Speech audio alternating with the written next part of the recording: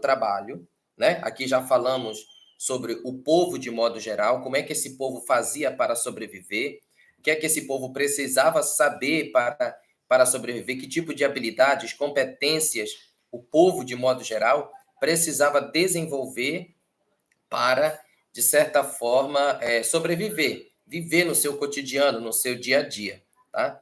Então, enquanto, por um lado, né, o povo tinha suas próprias formas de transmitir habilidades técnicas artesanais necessárias para o trabalho, por outro lado, nós temos a nobreza, né? Nós temos a nobreza dedicando-se aos estudos das artes liberais, né?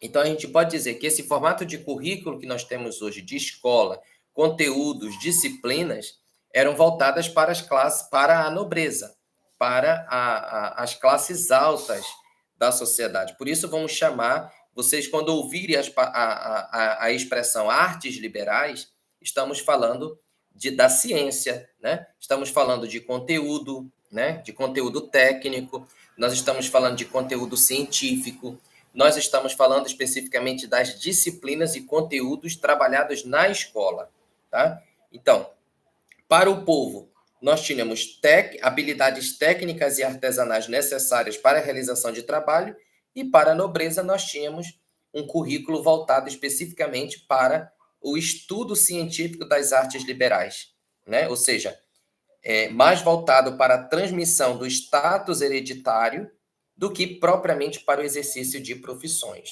né? Então, ser intelectual, né? Ser estudioso, estudar ciência, ficava por conta da nobreza, né? Não especificamente para ter uma profissão. Porque a gente pode dizer que ter uma profissão é servir uma determinada classe, né? Você se torna médico, você se torna professor, você se torna advogado, você se torna engenheiro para servir basicamente a nobreza na sua perspectiva mais, digamos, início ali da própria história.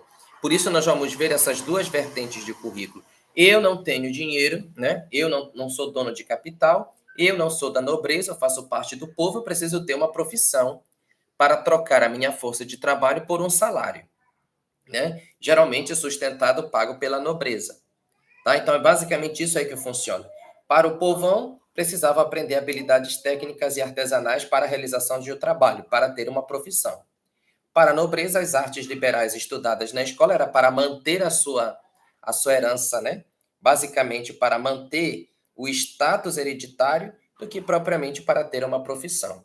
Tá? Se você assiste filmes, né, de época, filmes antigos, novelas antigas, você consegue perceber a diferença de educação e de interesses das classes sociais existentes naquela novela, né? Para que uma pessoa da nobreza estuda? Para que uma pessoa do povo estuda, né? Da classe trabalhadora, do povão propriamente dito, certo? Então isso aqui é uma pequena introdução para que a gente possa perceber essa concepção de currículo enquanto um conjunto de conteúdos e disciplinas na sua versão mais tradicional, que eram selecionados, eram organizados de acordo com o interesse de cada classe. Se fazem parte do povo ou se parte da nobreza, tá?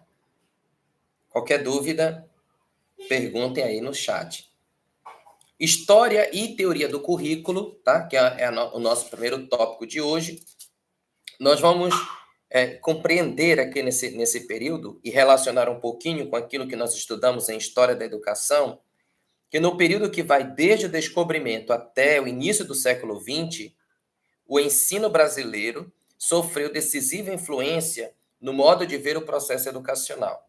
Tá? Ao longo da história, desde o processo de colonização até propriamente o início do século XX, os anos de 1900, o ensino brasileiro sofre decisiva influência no modo de ver o processo educacional, que, na verdade, é o modo de ver o mundo com resposta educacional relacionada a essa nova visão. Nossa educação colonial, a educação que nós recebemos lá no início do período colonial com os jesuítas, na qual havia uma diferença de educação para a nobreza, para o colono e para o nativo, né? Herdeira do espírito da Contra-Reforma, porque nós sabemos o contexto, né, da vinda dos jesuítas para o território então invadido pelos portugueses, né? Importado da metrópole, ou seja, importado de Portugal, né? Tinha uma postura marcada pelo obscurantismo místico, porque estava relacionado ainda com a ideia religiosa, com a ideia da fé, né? Com a ideia mística do mistério, pela repulsa às ciências e às tecnologias e por qualquer ocupação que envolvesse habilidades manuais ou artesanais, ou seja, tarefas que lembrassem o trabalho escravo. Então, a nossa educação colonial, a educação que nós recebemos no início do processo colonial, herdeira do espírito da Contra-Reforma, de uma forma de a igreja combater a reforma que estava acontecendo, né? Uma reação da igreja à reforma que estava acontecendo na Europa, né? Importado da metrópole, tinha uma postura marcada pelo obscurantismo místico, pela repulsa às ciências e às tecnologias e por qualquer ocupação que envolvesse habilidades manuais ou artesanais, ou seja, tarefas que lembrassem o trabalho escravo. Esse aqui é o primeiro contexto. Com o advento da independência, que aconteceu em 1822, e a República, que aconteceu em 1889, novas atividades econômicas começaram a surgir, né? Nós não temos mais digamos, um território, uma colônia eminentemente ruralista, né? Na qual havia exploração extrativista, né? Dos recursos já existentes no território. Depois veio a cana-de-açúcar, que começou a ser plantada aqui no Brasil numa espécie de monocultura, né? Em grandes extensões territoriais, na qual os escravos foram utilizados como mão de obra, né? Então, com o advento da independência e mais tarde com a República, novas atividades econômicas começam a surgir, o que deu origem, principalmente aqui no Brasil, ao aparecimento de uma crescente classe média, né? Alguns grupos sociais passaram a pleitear uma estrutura educacional mais voltada para a ciência, a tecnologia e as habilitações profissionalizantes. Então, no início da colonização, não havia preocupações com essa questão econômica propriamente dita, com a difusão do conhecimento científico, nem com o desenvolvimento da tecnologia, né? Por isso o Brasil ele é tardio nesse aspecto, em valorizar a ciência, em valorizar a tecnologia, né? Então nós temos, com o advento, surgem aí novas atividades econômicas e com ela também surgem novos interesses, tá? Desses novos interesses, nós temos uma classe média que começa a emergir, começa a surgir, né, no Brasil pós-independência e república, né? E aí esses grupos sociais começam a pleitear uma estrutura educacional mais voltada para a ciência, mais voltada para a tecnologia e as habilitações profissionalizantes. Começam a se preocupar com a mão de obra, que até então no Brasil era uma mão de obra escassa, uma mão de obra difícil de encontrar dentro dos próprios, digamos, aqueles próprios que já estavam por aqui, né? O negro, que era na sua maior quantidade por conta do processo escravocrata. Depois nós temos imigrantes que vêm de outros países, né? Como Itália, né? Como França, como Alemanha. Nós temos essa crescente, o povo europeu começa a ver com um certo interesse, né, a exploração no Brasil, não existindo mão de obra qualificada para exercer todas as tarefas. Então, nós temos essa classe média que começa a surgir e essa classe média começa a se preocupar com a aquisição, né, de uma estrutura educacional voltada para a ciência e para a tecnologia, e não mais para o obscurantismo místico, como nós vimos anteriormente. Depois, temos aí um contexto da Primeira Guerra Mundial, né, que surge, né, a Primeira Guerra Mundial, que acontece entre 1914 a 1918. Com isso, nós temos uma crise oriunda do debate de pensamentos entre as elites rurais e as classes intermediárias, essa classe média, né? Traduziu-se em um acirrado conflito de ideias educacionais. Por um lado, nós temos os jesuítas querendo cristianizar o povo nativo, né? Num processo de aculturação, de negação da cultura, num processo de etnocídio, né? Por outro lado, nós já temos uma classe média interessada especificamente com um sistema educacional voltado para a ciência, tecnologia e habilidades profissionais. De um lado, né, nessa discussão, nós temos os defensores do ensino voltado à erudição. Entendemos por erudição aquela educação voltada para a formalidade. Tá? No início, se a gente assistir também filmes do século XIX, século XX, nós vamos ver que aqui havia uma diferença educacional para homens e mulheres. Né? Para as mulheres, uma educação doméstica. Para os homens, uma educação profissionalizante, uma educação científica, uma educação tecnológica.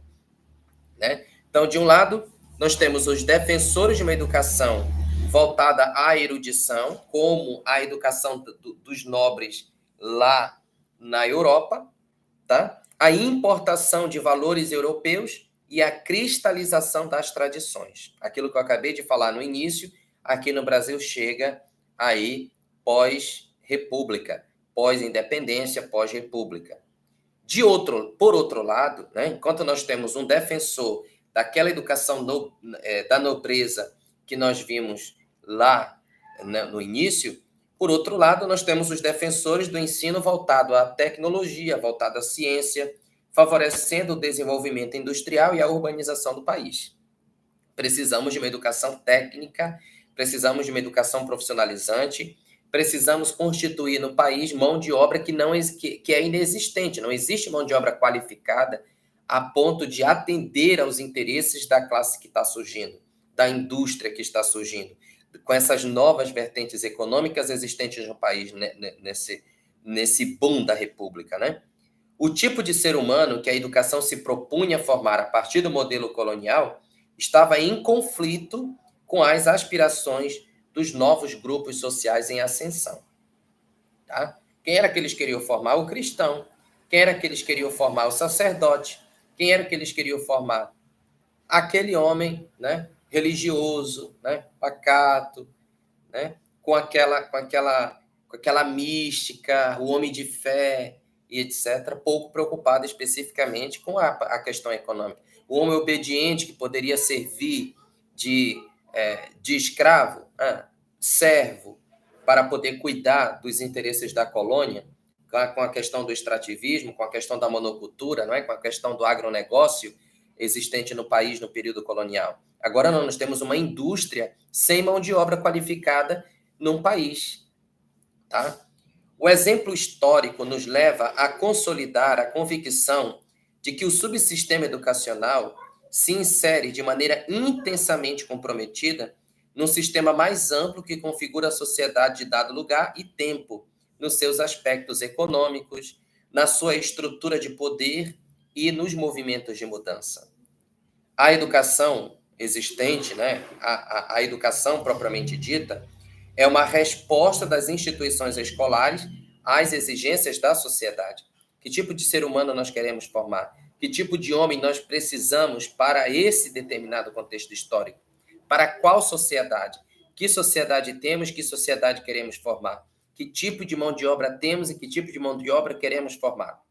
O que nós vamos ensinar para aquele contexto específico, né? Então, o exemplo histórico nos leva a consolidar a convicção de que o subsistema educacional se insere de maneira intensamente comprometida num sistema mais amplo que configura a sociedade dado lugar e tempo, nos seus aspectos econômicos, na sua estrutura de poder, nos seus movimentos de mudança. A educação é uma resposta das instituições escolares às exigências que a sociedade da época, do contexto histórico na qual vivemos, exige. Né? A expectativa de alunos e alunas, também decorrente das expectativas que seu meio social e familiar alimenta em relação a elas e a eles. As disputas de posições dirigentes almejadas por diversos agrupamentos sociais, ao estágio do desenvolvimento produtivo de um povo, bem como ao tipo de sua organização econômica. Dessa forma, a gente pode concluir, nesse início, que qualquer postura educacional tem subjacente uma visão de mundo, né? Que mundo nós queremos? Este mundo que nós queremos necessita de qual tipo de homem?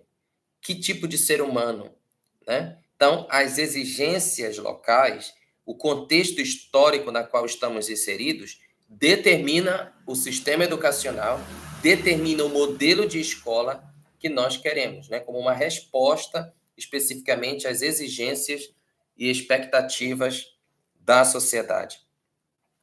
Com isso, se a escola, se a educação é uma resposta das instituições escolares às exigências da sociedade, precisamos então agora entender o que é o currículo dentro desse contexto, né? Então, o currículo, ele é entendido como um programa de ensino, conteúdos ou matriz curricular por muitos professores e professoras. Então, é o caminho.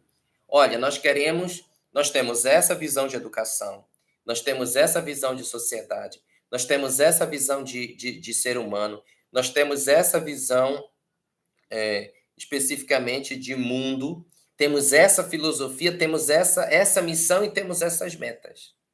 Precisamos agora, a partir disto, né, porque onde é que você vai ver mais claramente aquilo que eu estou falando?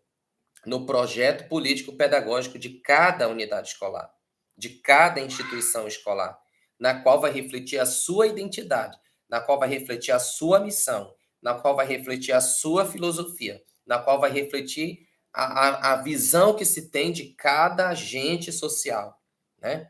De sociedade, de educação, de ser humano, né? E aí o currículo é basicamente esse itinerário, essa matriz curricular, para que nós alcancemos a nossa missão, os nossos objetivos, a nossa visão de mundo, a nossa visão de homem, a nossa visão de sociedade, a nossa visão de educação, precisamos então trilhar um caminho. Precisamos trilhar uma matriz, precisamos trilhar um itinerário que leva a essa constituição, que leva a essa formação. Tá? Por isso, o currículo é entendido como programa de ensino, na visão tradicional, naquilo que nós estamos vendo agora. A educação enquanto resposta das instituições escolares às exigências da sociedade. Na realidade, existe uma pluralidade de definições e cada uma pressupõe valores e concepções implícitas, né? Então, não existe um único conceito de currículo, não existe uma única visão de educação, não existe uma única visão de mundo, tá? Então, existe uma pluralidade de definições e cada uma pressupõe valores e concepções implícitas. Gente, é um direito que os estudantes têm, que as crianças, adolescentes, os adultos, a educação é um direito público subjetivo, né? Onde é que eu devo matricular o meu filho? Na escola mais próxima à sua residência. No entanto, essa escola na qual você irá matricular o seu filho, né? Ela reflete exatamente a tua visão de educação, ela reflete os teus valores, ela reflete a tua visão de homem, né? Que tipo de ser humano você pretende constituir? Você como pai, como mãe, né? Você como professor, essa escola, ela de fato, ela está de acordo com aquilo que você pensa de educação, com aquilo que você gostaria de constituir enquanto ser humano? Então, embora a matrícula ela precisa ser realizada, ela precisa acontecer, é direito seu matricular o seu filho na escola mais próxima à sua residência, mas qual é a identidade? Essa escola reflete a identidade da comunidade? Essa escola ela reflete a visão de mundo? Essa escola ela reflete a visão de ser humano? Essa escola ela tem uma visão de educação? Que tipo de educação essa escola ela tem ofertado às crianças, né, aos estudantes? Essa escola ela tem ponto de saída, ela tem ponto de chegada? Sabemos exatamente que tipo de sujeito nós queremos devolver para a sociedade? Estamos acolhendo agora e a escola ela tem uma proposta para que a gente possa devolver. Está definido, está claro isto na escola a qual nós trabalhamos ou na escola na qual os nossos filhos estão matriculados, né? Porque às vezes a gente, tá mais perto. Lá tem professor, lá tem merenda, lá tem uma boa estrutura, tá? Mas quais são o que é que essa escola tem feito para com os vossos estudantes? É isso que a gente quer saber. Não é só ter um espaço, só ter uma estrutura, só ter profissionais. Precisamos saber para onde essa escola está conduzindo os nossos estudantes. Certo? Então, a palavra curriculum, porque a palavra currículo vem do latim, curriculum, de origem latina, significa o quê? O curso, a rota, o caminho da vida ou das atividades de uma ou um grupo de pessoas. Então, olha aí, a palavra currículo, na sua etimologia, significa curso, rota, caminho da vida ou das atividades de uma ou um grupo de pessoas. Que caminho estamos trilhando com as crianças, com os nossos estudantes na escola? Que rota, né? Que curso? Que caminho de vida é este? Que ser humano estamos formando na escola? E aquela missão que nós temos, estamos conseguindo assumir no final? Estamos conseguindo colher? Né? Coisas que nós, pais, por exemplo, nós damos uma formação aos nossos filhos que é chamada de educação informal. Por que ela é informal? Porque ela não tem um currículo, ela não tem um caminho, ela não tem uma rota, ela não tem um curso. Por isso é informal. Ela vai acontecendo paulatinamente. Mas se perguntar qual é a tua missão, né? Qual é a missão da tua família na constituição dos teus filhos, talvez a gente não consiga responder. Mas também a gente não busca da escola. Qual é a missão da escola onde meu filho está matriculado? Quais são as metas que a escola tem para com meu filho? Qual é a identidade dessa escola? Estamos em processo de construção, mas ela atende digamos, aos meus interesses, né? O currículo educacional representa a síntese dos conhecimentos e valores que caracterizam um processo social expresso pelo trabalho pedagógico desenvolvido nas escolas. Olha aí, o currículo educacional representa a síntese dos conhecimentos e valores que caracterizam um processo social expresso pelo trabalho pedagógico desenvolvido nas escolas. Você matriculou seu filho na escola, você percebe que mudanças ele está adquirindo ao longo do tempo, do processo educacional? Como ele entrou e como é que ele está hoje? Para Goodson, 1996, o currículo é definido como um percurso a ser seguido como conteúdo apresentado para estudo. Você sabe quais são os conteúdos e por que eu devo ensinar esses conteúdos? Né? Eu sou professor de geografia. Eu trabalho na comunidade X. Que conteúdos são mais essenciais para aqueles alunos? O que é que aqueles alunos precisam realmente saber? E por que eles precisam saber dentro desta área? Eu sou professor de geografia numa comunidade rural. Todos os conteúdos que estão no livro didático são de interesse àquele público, para formar aquela identidade, aquela missão? Gente, o professor é de história, mas ele nunca trabalhou a história da comunidade. Ele nunca fez história com os alunos.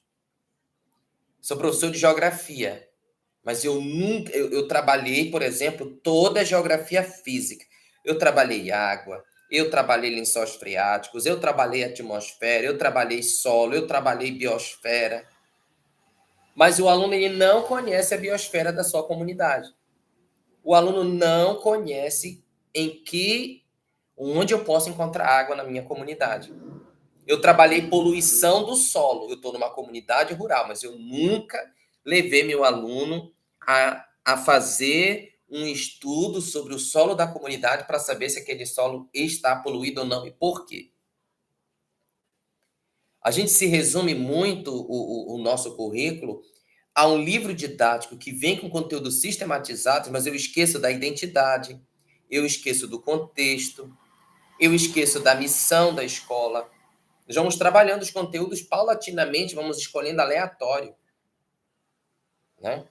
Agora, com a era da internet, com a era do Pinterest, o aluno, o professor tem tirado as atividades diretamente da internet, mas não necessariamente aquela atividade que o professor está passando reflete a identidade daquele aluno, né? Bom, o que é que eu quero trabalhar frutas, mas quais são as frutas existentes na minha região, na minha comunidade?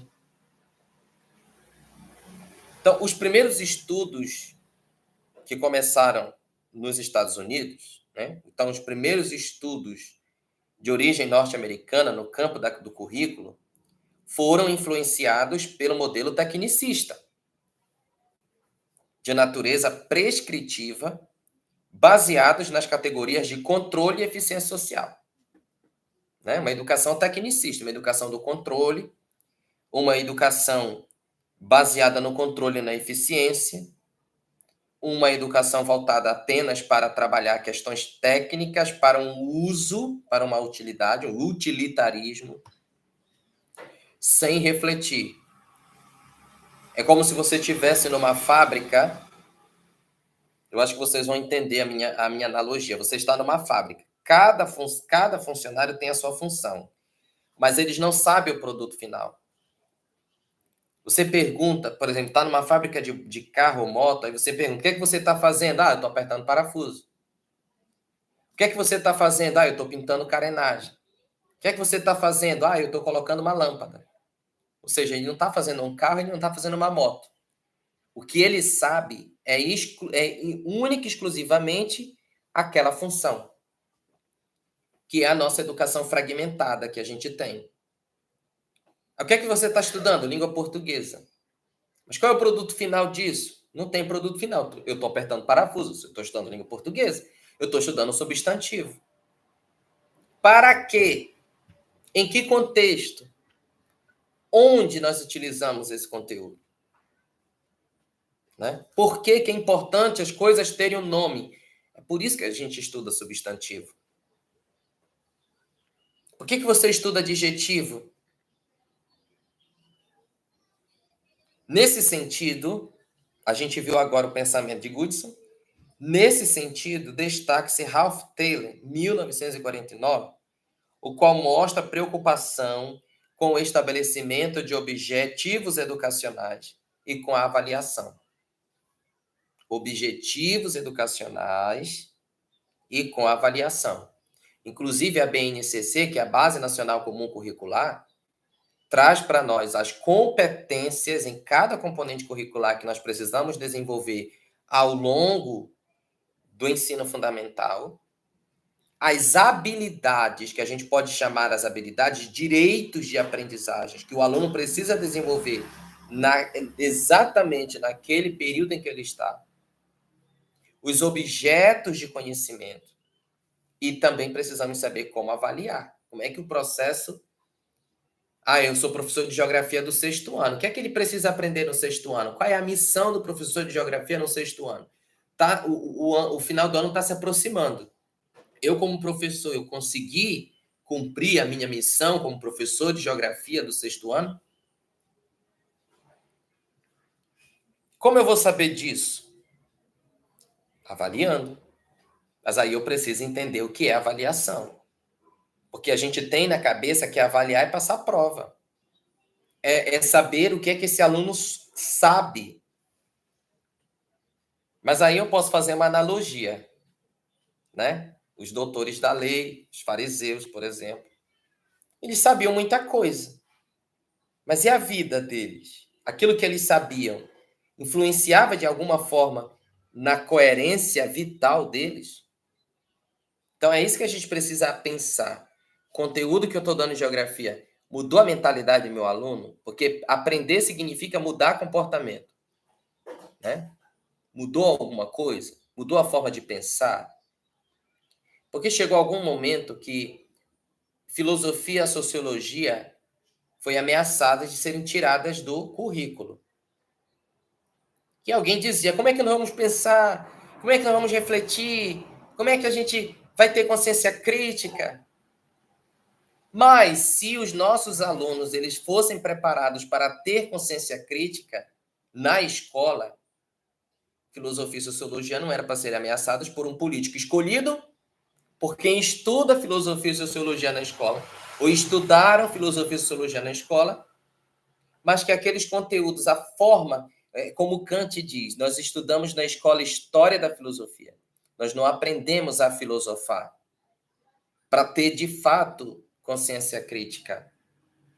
Como é que a gente diz ter consciência crítica se em algum momento da história do Brasil elegemos alguém que ameaçou filosofia e sociologia? Por quê? Porque elas não estavam dando realmente os resultados esperados. Né? Então, o currículo era visto como uma atividade neutra.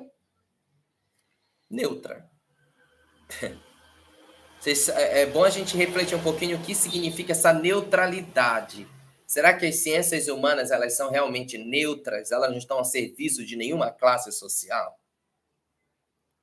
Instrumento de racionalização da atividade educativa e controle do planejamento.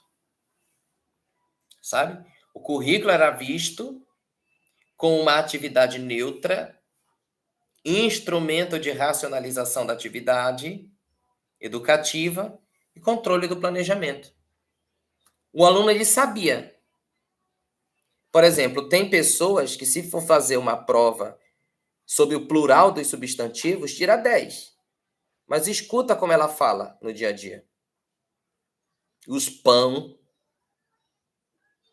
as galinhas. Mas ela colocou na escrita, ela colocou as galinhas, os pães. Então, o planejamento, visto como uma atividade neutra, como instrumento de racionalização da atividade educativa e controle do planejamento.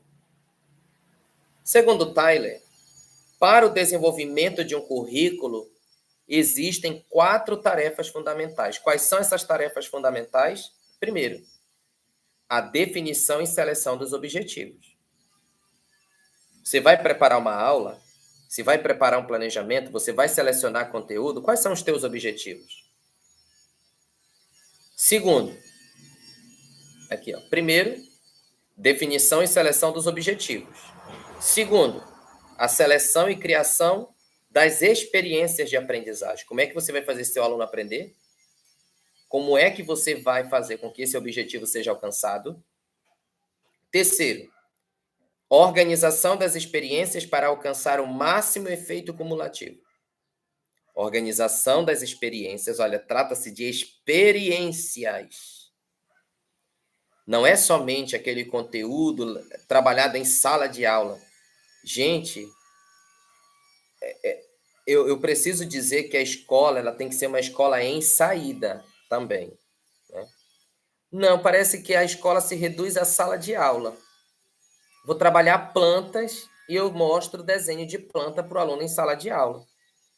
Eu faço meu aluno recortar livros. Olha, estou trabalhando ecologia, estou trabalhando meio ambiente, mas eu peço meu aluno eu pegar a cartolina, recortar 300 figuras de plantas e colar numa cartolina que vai para o lixo. No lugar da gente plantar mudas de árvore e acompanhando esse crescimento. O papel, o desenho colado na parede não vai ajudar em nada o desenvolvimento do aluno. Ele vai colar a imagem na cartolina, daqui a pouco eu preciso do espaço, eu jogo fora a cartolina, e ele continua desmatando. Ele continua destruindo plantas, porque para ele, o que ele estudou na escola era só para ele passar de ano. Tem uma raiva, sabe? Me dá uma raiva, como diz Paulo Freire, uma certa raivosidade, quando o aluno ele pensa que ele está na escola com um objetivo exclusivo de passar de ano. E não importa o que ele aprende na escola, o que ele vai fazer na escola todo dia, se teve aula, se não teve, se a aula foi boa, não foi boa. O importante é ele alcançar a nota para ele passar de ano. Às vezes o aluno é universitário, está estudando agora currículo. Para que ele estuda currículo? Ele precisa tirar uma nota para passar na disciplina e esperar a última disciplina do módulo. Mas ele não está estudando currículo porque o currículo vai fazer parte da vida dele como professor o tempo todo. Mas não. O professor ele não tem o trabalho de escolher o conteúdo que se adeque melhor à sua turma, que reflita a identidade do aluno, os interesses daquele aluno. Né? Por último, então olha só, primeiro, primeiro, definição e seleção dos objetivos. Segundo, seleção e criação das experiências de aprendizagem. Terceiro, organização das experiências para alcançar o máximo efeito cumulativo. E quarto, a avaliação do currículo com vistas ao seu contínuo aproveitamento. Gente, eu fico... Meu aluno já sabe somar? Ele já compreendeu exatamente o que é somar? Como é que eu vou ensinar multiplicação? Ah, porque está aqui no planejamento que durante o primeiro bimestre do 6º ano eu preciso ensinar as 7 operações fundamentais. Aí eu vou trabalhar tudo assim, sem meu aluno entender. Então, o pensamento de Tyler influenciou os estudos sobre currículo no Brasil e foi adotado como fundamento teórico na organização curricular do ensino na década de 1970. Então, nós estamos ainda no século XX. A nova sociologia da educação busca discutir os aspectos internos da escola, a relação entre a educação e as desigualdades sociais, o desvelamento das implicações do currículo com a estrutura de poder político e econômico na sociedade, e inseriu a problemática curricular no interior da discussão político-sociológica. Eu preciso entender educação, sociologia da educação. Eu preciso entender que tipo de sociedade eu tenho, que tipo de ser humano eu preciso formar. Eu preciso ter. Por isso que a pedagogia, durante um tempo, não era considerada uma ciência, mas era uma filosofia da educação. Por quê? Porque ela se debruçava sobre outras ciências para poder compreender o seu próprio objeto de estudo. E ela se debruça ainda. Por isso eu tenho que ter conhecimento de filosofia, sociologia, psicologia, antropologia, história da educação, né? Para poder compreender exatamente do que se trata o meu objeto de estudo. A educação ela não se reduz exclusivamente ao ensino, à aprendizagem. Ela vai além. Antes de chegar ao ensino, à aprendizagem, eu tenho que refletir filosoficamente sobre o meu objeto, sociologicamente sobre o meu objeto, psicologicamente sobre o meu objeto, historicamente sobre o meu objeto. Né? Então, o desvelamento das implicações do currículo com a estrutura de poder político e econômico na sociedade inseriu a problemática curricular no interior da discussão político-sociológica. Então, nós temos quem? Michael Apple escreve um livro chamado Ideologia e Currículo, em 1982. Daqui a gente já começa a perceber que currículo não é neutro. Currículo tem que ver com ideologias. Currículo tem que ver com política. Currículo tem que ver com economia. Eu vou fazer uma educação pública para os pobres, para continuarem pobres, sem a proposta de emancipar, sem a proposta de transformar a realidade social daqueles sujeitos que estão na escola. Colocou em destaque a relação entre a dominação econômica e cultural e o currículo escolar. Baseado na abordagem neomarxista, o autor, Michael Apple, trabalhou a noção de currículo oculto. O que é o currículo oculto? Vamos entender o que é o currículo oculto. Buscando demonstrar como as escolas produzem e reproduzem a desigualdade social. Vocês já perceberam a diferença que as secretarias de educação de muitos municípios fazem em relação à educação do campo e educação da cidade, educação urbana?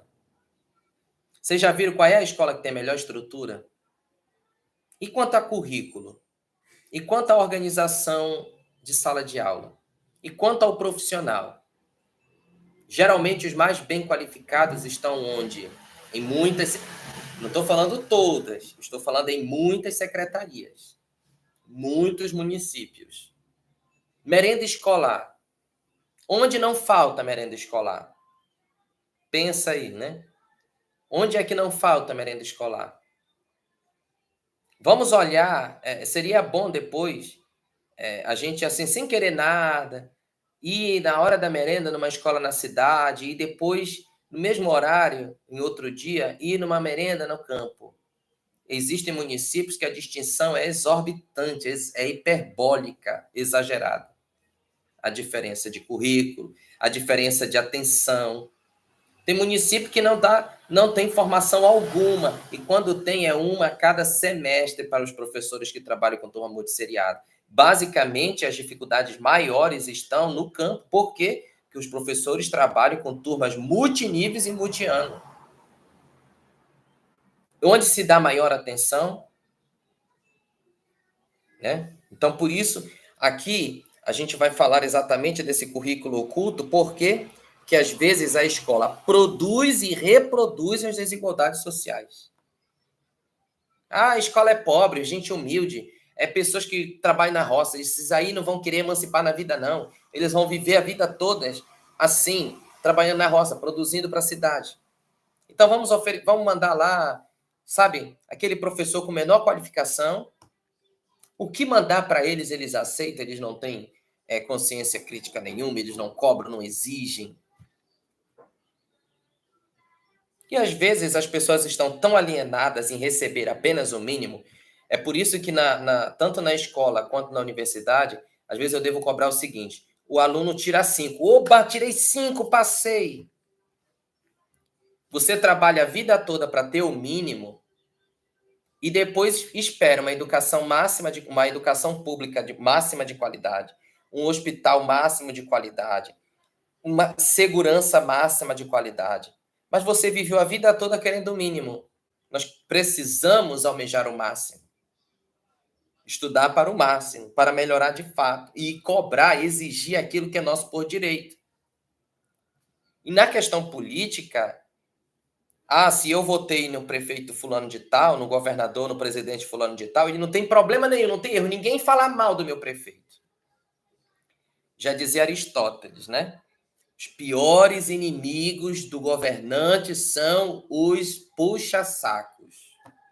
Ele usa o termo amigos. Não tem erro, ninguém fala. E aí as coisas vão continuando do mesmo jeito, vão sendo atropeladas do mesmo jeito. Ele quer se manter no poder, ele dá para ti a pílula diária que tu queres. Mas aí tu não cobra a qualidade da educação. Como é que você quer cobrar o máximo de qualidade se durante quando você era estudante, você sempre almejava o mínimo apenas para ser aprovado? Né? Então, se você sempre gostou de almejar ao mínimo, se contente com o mínimo que você vai receber dos políticos, daquilo que é público. Né? Então, a gente precisa, olha, currículo oculto, sabe, Michael Apple escreve Ideologia e Currículo, ele traça a ideia do currículo oculto, diz assim, olha o quanto a escola produz e reproduz as desigualdades sociais. A discussão sociológica do currículo, a crítica ao reducionismo e estruturalismo tem sido feito por autores como Young, de 1989, Apple, 89, Silva, 88. Além da teoria crítica do currículo de natureza sociológica, os estudos nesse campo tiveram outros desdobramentos. Aí nós vamos ter Kemes, 1996, tem assinalado a necessidade de uma reformulação da teoria do currículo com base na articulação teórico-prática. Eu penso numa escola na qual a escola ela é uma escola ativa, ela é uma escola que se envolve.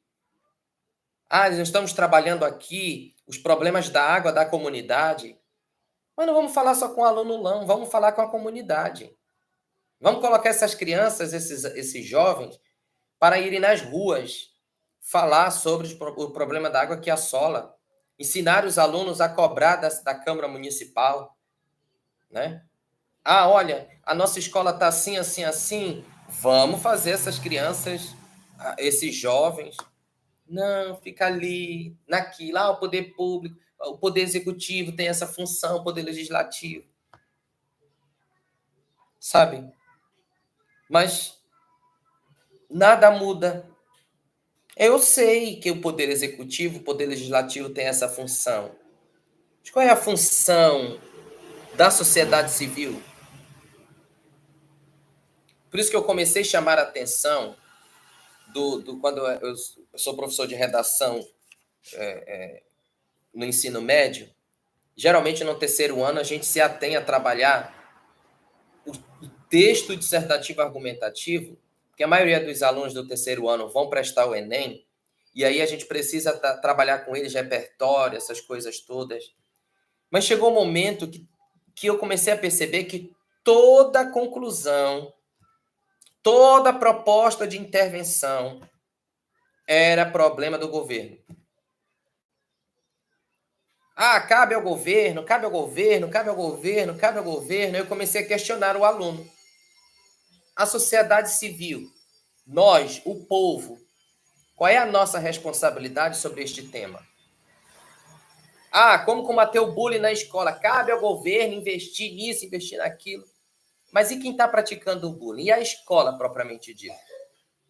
E a responsabilidade da sociedade? Não tem? Questão ambiental cabe ao governo. Lixo nas ruas cabe ao governo. Mas e a responsabilidade da sociedade? Vocês ainda não viram que existem coisas que a sociedade civil consegue resolver? Bom, tem um horário do caminhão passar. Eu jogo o lixo depois que ele passa. Problema da prefeitura?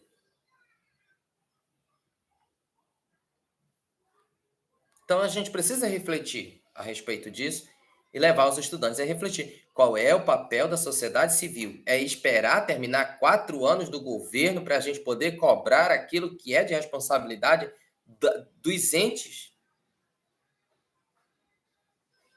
É o currículo. Porque a escola ela pode, não, gente, não adianta. Como diz Paulo Freire na obra Pedagogia da Autonomia, né? Ele critica o professor que é progressista, progressista, progressista, mas na hora do vamos ver ele diz assim: a realidade é assim mesmo, nunca vai mudar, não há nada o que fazer. Ah, a fome no mundo? Gente, não tem o que fazer. A vida é assim mesmo. Vamos aqui esperar, né? Então, Kemis tem assinalado a necessidade de uma reformulação da teoria do currículo com base na articulação teórico-prática. Estenhouse, 1991, e Schwab, 1983, sugere o estudo do currículo em uma perspectiva processual e prática, não somente cognitivo, não somente conhecimento, não somente uma discussão de um conteúdo em sala de aula, aquela velha estrutura de aula. Escreve no quadro, explica, passa uma atividade, corrige, acabou a aula. Amanhã, do mesmo jeito. Depois de amanhã, do mesmo jeito. Né? Sacristan, 1998, defende o modelo de interpretação que concebe o currículo como algo construído no cruzamento de influências e campos de atividades diferenciadas e interrelacionadas, permitindo analisar o curso de objetivação e concretização do currículo em vários níveis, assinalando suas múltiplas transformações. Apple utiliza o termo tradição seletiva. A questão é a seletividade. A forma que, de todo um campo possível de passado e presente, escolhem-se como importantes, significativos e práticas. Outros são negligenciados e excluídos. Efetivamente, como assinala Forquim, 1992, aquilo que as escolas transmitem da cultura é sempre uma escolha de elementos considerados socialmente válidos e legítimos. Mas a escola escolhe. Quem é a escola? Todos os agentes se reúnem para fazer essa escolha. Nós já escutamos todos, né? Quando se trata de definição de currículo, de missão da escola, de elaboração do projeto político-pedagógico, que sempre é aquela velha história, né? Vocês vão começar a estagiar, aí vocês vão precisar estudar o PPP e vão precisar estudar o plano de ensino. A escola tem PPP? Ah, está em construção. Ah, está em construção. Ah, está em construção. Você pergunta para o professor, o senhor trabalha alinhado à missão do projeto político-pedagógico? Nunca nem leu o projeto político-pedagógico. Efetivamente, como assinala Forquim, né, já falei, já fiz a citação, aquilo que as escolas transmitem da cultura é sempre uma escolha de elementos considerados socialmente válidos e legítimos. Estudos críticos do currículo apontam que a seleção cultural sofre determinações o quê? Políticas, econômicas, sociais e culturais. Não podemos fazer escola distante dessas coisas, dessas realidades, da política, da economia, do social, do cultural. Nesse sentido, a seleção do conhecimento escolar não é um ato desinteressado e neutro, e sim resultado de lutas, conflitos, negociações. Nenhum direito que nós adquirimos ao longo da história, nós adquirimos assim, como um presente do governo. Não, foi por luta, negociação, conflitos. Assim, entende-se que o currículo é culturalmente determinado, culturalmente determinado, historicamente situado, e não pode ser desvinculado da totalidade do social. Por isso, eu fui contratado, eu sou efetivo, vou trabalhar geografia, história, matemática na turma tal. Eu devo conhecer a realidade, eu devo buscar a realidade, saber em que contexto estamos inseridos. Por isso, isso aqui é algo que a gente precisa gravar. Entende-se que o currículo é culturalmente determinado, historicamente situado, e não pode ser desvinculado da totalidade do social. Afinal, precisa atender aos interesses daqueles estudantes que estão ali. Para Silva e Moreira, 2000, nas escolas não se aprendem apenas conteúdos sobre o mundo natural e social. Adquire-se também consciência, que comanda relações e comportamentos sociais. Ou seja, escola não é lugar para se aprender só conteúdo. Eu já falei disso. Não é lugar para se aprender só conteúdo. Não é lugar para adquirir só conhecimento. Tá? Então, segundo para Silvio Moreira, nas escolas não se aprendem apenas conteúdos sobre o mundo natural e social. Adquire-se também consciência que comanda relações e comportamentos sociais. Os estudos que analisam os efeitos do currículo para além da aquisição de conhecimentos formais se voltam para a concepção de currículo oculto e apontam que, por meio dele, são transmitidas ideologias, concepções de mundo pertencentes a determinados grupos hegemônicos na sociedade e que serve para reproduzir as desigualdades sociais. Para Silva, currículo oculto são todos os efeitos de aprendizagem não intencionais que se dão como resultado de certos elementos presentes no ambiente escolar. A relevância desse conceito está na explicação que ele oferece para a compreensão de muitos aspectos que ocorrem no universo escolar.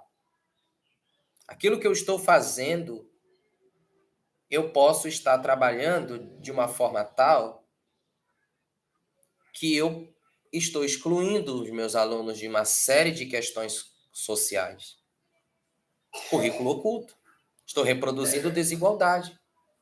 Eu sou professor numa escola da periferia e sou professor de uma escola do centro da cidade.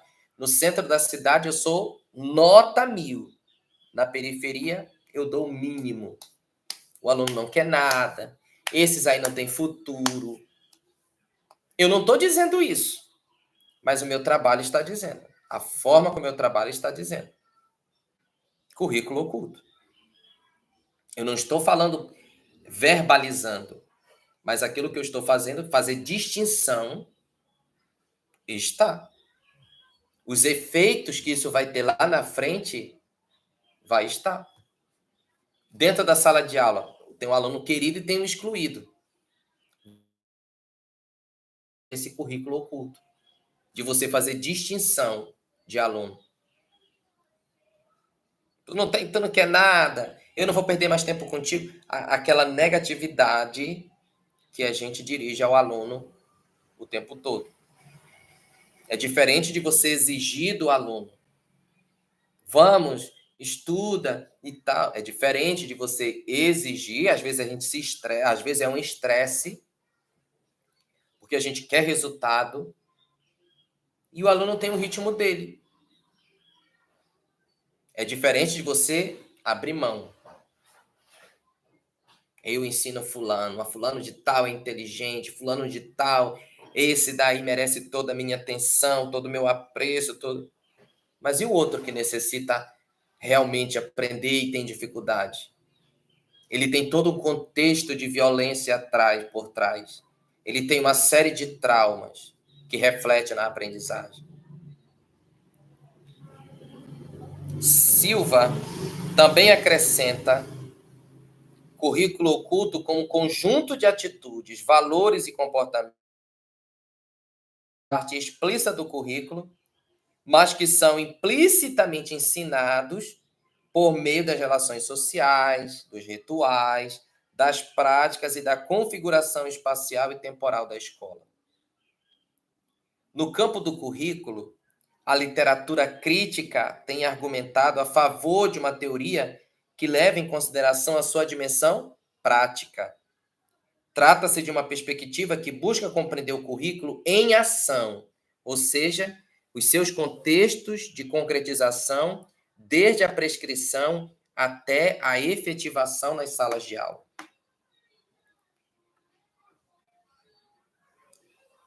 Hoje a gente fala, por exemplo, vocês vão ver ainda, metodologias ativas, gamificação.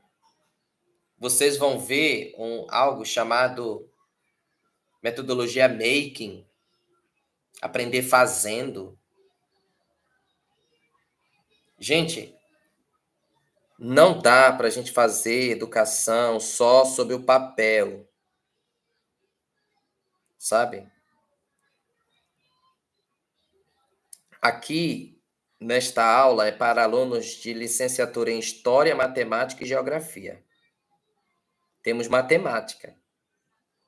Eu já trabalhei numa escola de 6º até o 9º ano, que, por incrível que pareça, o número maior de alunos reprovados estava nos componentes curriculares História e Geografia. Muito abstrato, sabe? Muito abstrato. Vou trabalhar Revolução Inglesa, Revolução Francesa, Revolução Cubana, mas muito abstrato. Tipo, eu recortei a Cuba e estudei a Cuba. A Revolução Cubana só fez mal a Cuba. Mas eu moro no Brasil. Por que eu tenho que estudar a Revolução Cubana? Que influências essa revolução causou ao nosso país? Guerra na Ucrânia e Rússia. Entre Ucrânia e Rússia. Aí o que é que o professor muitas vezes faz? Ele recorta. Tá aqui, pá! Eu vou trabalhar o conflito entre Rússia e Ucrânia. Como se a guerra entre Rússia e Ucrânia só fizessem mal aos dois países. Aí quando o aluno pergunta assim, por que que o Papa, lá em Roma, está pedindo cessar fogo na Ucrânia e Rússia? Ele tem que se preocupar só com Roma. Por que que o Brasil, o presidente do Brasil, em algum momento ele falou aquilo e aquilo repercutiu internacionalmente? Poxa, leve as notícias atuais que tu tens. Para de ficar grudado só no livro didático. Pega uma notícia, leva uma notícia para a sala de aula. Vamos começar a nossa aula de história a partir da notícia, algo atual. Se fala tanto, olha, a partir da Primeira Guerra, da Segunda Guerra Mundial, o mundo mudou, surgiu isso, surgiu aquilo, surgiu aquilo. Aí o professor se preocupa, se reduz a estudar o único autor, que é o autor do livro didático que ele tem, que ele usa. Em geografia não vamos falar de... pelo menos a geografia que eu gosto é geopolítica. Eu não gosto muito da geofísica. Eu prefiro a geopolítica. Eu gosto de ver essa questão aí dos conflitos, as interpretações, essas coisas. Geofísica não é muito... Quando eu estudava geografia, no meu ensino médio fundamental, eu não gostava da geofísica. Hoje eu entendo a importância de se estudar geofísica, com esses problemas climáticos que nós estamos vivendo. Mas vamos saber trabalhar o conteúdo. Não é uma coisa abstrata. Então, eu dizia para os professores, olha, se nossos alunos eles estão com dificuldades maior em história e geografia, precisa descer, sabe? Pisar no chão. Esse aluno ele precisa sentir o conteúdo. Não é uma coisa muito abstrata. Gente, não dá para trabalhar com essa questão abstrata. Vamos estudar o núcleo da Terra. O aluno até hoje ele não entende por que que ele estuda o núcleo da Terra. Por que que é interessante estudar o núcleo da Terra? Ele pensa que o núcleo da Terra é só o núcleo. Camada de ozônio. Ah, tá. Um buraco na camada de ozônio. Ele sabe explicar o buraco na camada do ozônio e não sabe dizer quais são os problemas e as consequências e por que que é um problema. Abstrato demais. A gente está trabalhando na sala de aula de forma abstrata demais. O aluno ele não consegue relacionar. Aí ele se acaba no Enem. Por que que ele se lasca no Enem? Porque o Enem ele vai trazer uma notícia atual e vai pedir o contexto da história. Olha, aquilo que a gente está vivendo agora é consequência desse contexto aqui. Aí ele se lasca. Por que que ele se lasca? Porque ele não sabia disso. Ele não sabe que aquilo que a gente está vivendo atualmente é consequência de um contexto histórico lá atrás. Aí ele não consegue relacionar o conhecimento de sociologia com história, com o poema lá da literatura. Fragmentado demais. Além de ser fragmentado demais, descontextualizado, não tem amplitude do conteúdo que se trabalha. É isso que a gente está vendo aqui. Por isso, Sacristã aponta para essa perspectiva quando foca a atenção para os condicionantes administrativos, institucionais e pedagógicos que afetam o desenvolvimento do currículo nas escolas. Na escola, tu tem uma estrutura hierárquica, mas essa estrutura hierárquica entende de currículo? Sabe o que é que ela está fazendo ali? Sabe qual é o papel? Tu tem diretor que cuida da parte administrativa, mas esquece do pedagógico. Acha que escola é só gás, fogão. E a questão pedagógica? E a aprendizagem do meu aluno está aprendendo? Se um pai perguntar, meu filho sabe ler, diretor? Ele fica doidinho, ele não sabe responder. Porque ele não conhece como é que está o desenvolvimento dos alunos. Né? Então, o trabalho é da equipe toda. Por isso que aqui Sacristã está dizendo, foca a atenção para os condicionantes administrativos, institucionais, pedagógicos, que afetam o desenvolvimento do currículo das escolas. Por último, para a gente finalizar, né, a perspectiva teórico-prática ressalta as circunstâncias do trabalho docente com o conhecimento e com o processo de ensino-aprendizagem, contexto curricular complexo e problemático. Nesse sentido, afirma Sacristã, aos microespaços sociais de ação, as responsabilidades de deliberação dos professores sobre o seu próprio trabalho e a compreensão de como o currículo se converte em cultura real para professores e alunos. Certo? Então, aqui coloquei para vocês algumas reflexões que a gente precisa fazer, de fato, sobre o tema ao qual nós estamos estudando. Currículo. Vocês já devem terem lido bastante. O livro é um pouquinho denso dessa disciplina. Mas o que eu fiz aqui foi apresentar para vocês as diferentes vertentes de currículo ao longo do tempo, né? Século XIX, início do século... Aliás, século XX, início do século XXI, porque nós chegamos até aos autores que versam sobre o currículo nos anos 2000.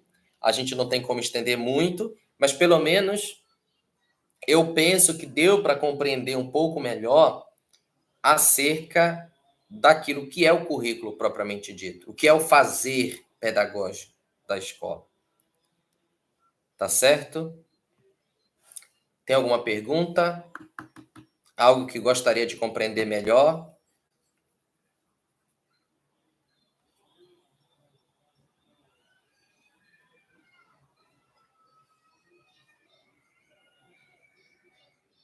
Só sinalize.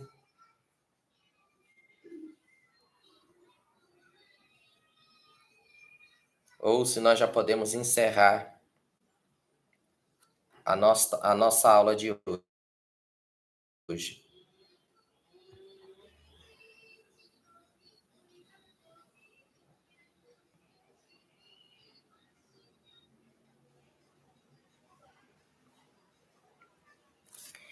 Bom, gente, então é isso, né? A nossa aula de hoje.